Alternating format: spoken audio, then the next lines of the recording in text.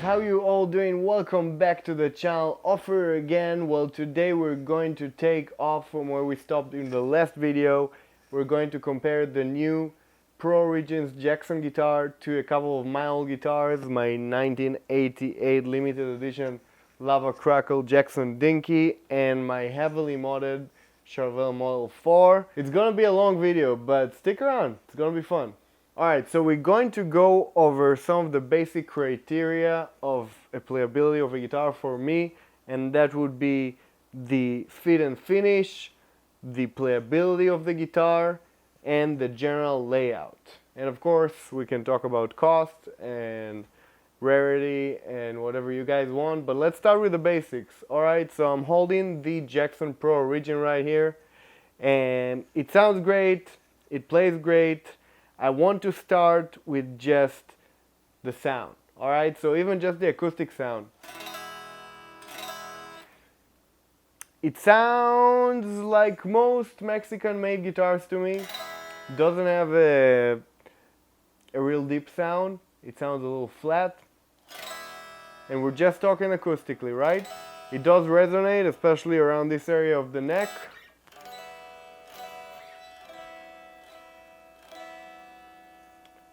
But I don't hear any richness or, you know, I don't hear anything unique about the sound of that guitar. With that being said, let's listen to the Model 4. The Model 4, first of all, is a little heavier.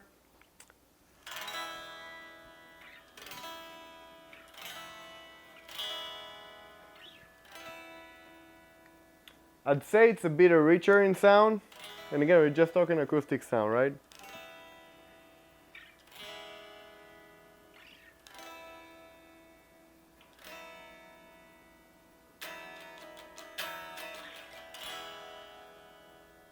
Keep in mind, these strings are a bit older.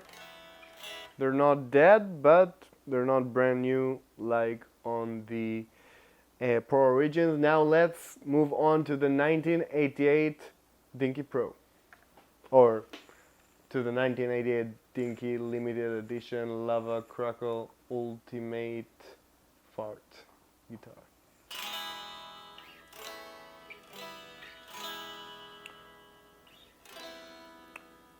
It really reminds me of the Model 4. I'd say it's definitely richer, and you can attribute it to maybe the woods that are a bit more premium woods, right? Does that make sense? But yeah, it definitely feels and sounds richer.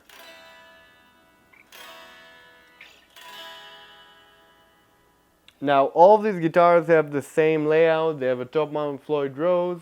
They have maybe a different pickup configuration, but it's basically kind of the same guitar with the difference of the fretboard material. This one has a very nice kind of honey looking rosewood fingerboard. The Charvel here got a darker looking rosewood board, and the Pro Origins obviously got a maple board. So that's the main difference. Other than that, I think it's basically the same. Oh, actually, I think the Pro Origins has an alder body, and this one definitely has a basswood body. Not sure about this one. It might be alder as well. I want to talk now about the sound of the pickups. So let's go and hear each one of the guitars. I'll try to play a repetitive riff so you can actually hear each and every guitar. Let's do that. Alright, so let's start with the Pro Origins right here. Bridge pickup. We're only going to play bridge pickups today. That's a J90C. Supposed to have kind of a brighter sound. Let's hear it.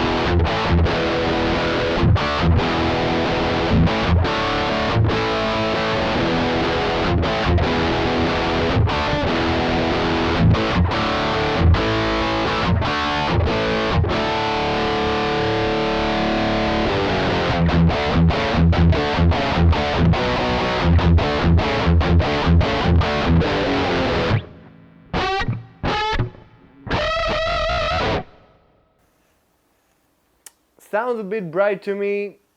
It sounds good, but it's very bright and I'd say even a little shrill. Now let's move on and here's the next guitar, the Charvel Model 4. Alright, bridge pickup, that's the J50BC.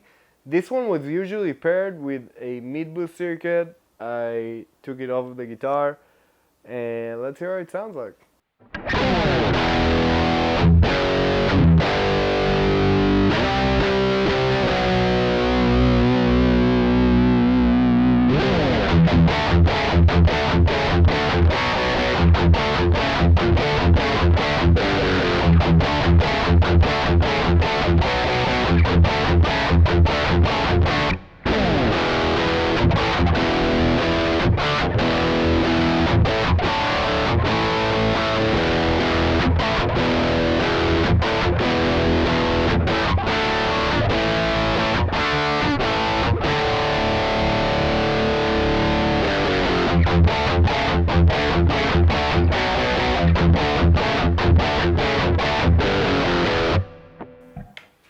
Well, it sounds very different. It sounds more balanced to me. This is a pretty low output pickup, so I feel like it's a little more harmonic and balanced, and it sounds good. I was never a fan of these all Jackson pickups, but this comparison makes me value them better. Alright, let's hear the Jackson Lava Dinky guitar.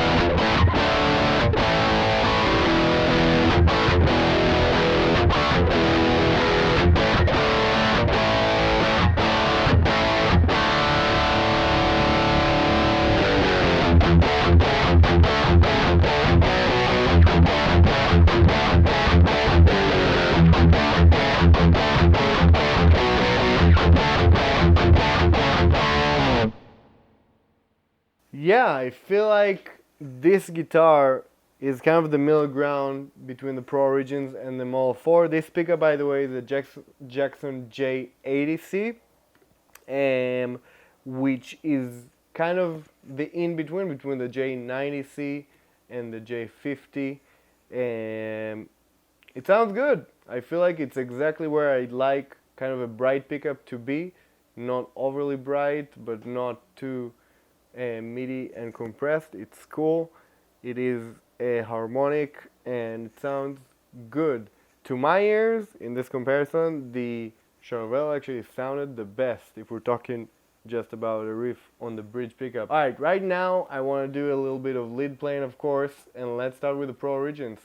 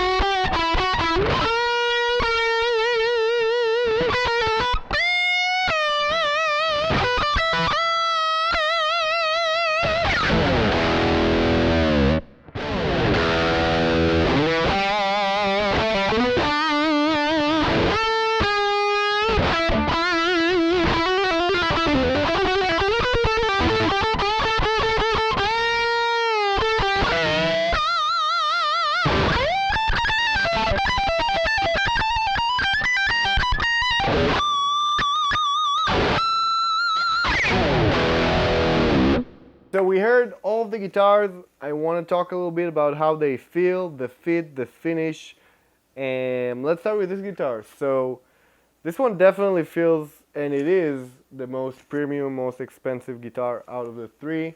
And the finish is, even though it's like a 40-year-old guitar, it's pretty flawless. And acoustically it sounds great.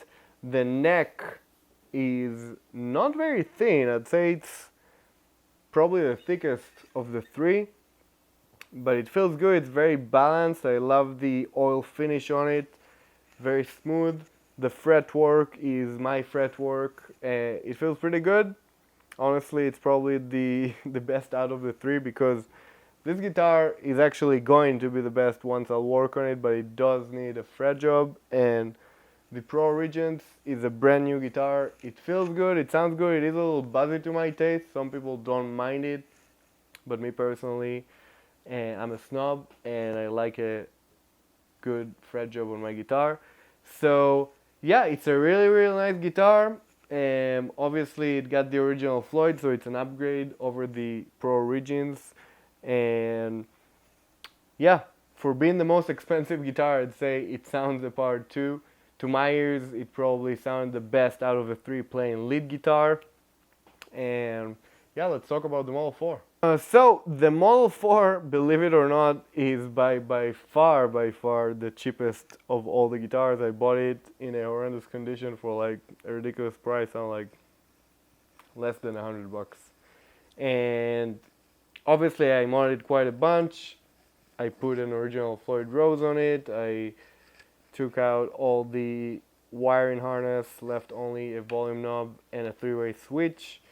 And it sounds great, it feels great. I love those necks of those old Japanese guitars. And for being an old guitar, it does need a fret job. Some of the frets are kind of sprouting a little bit.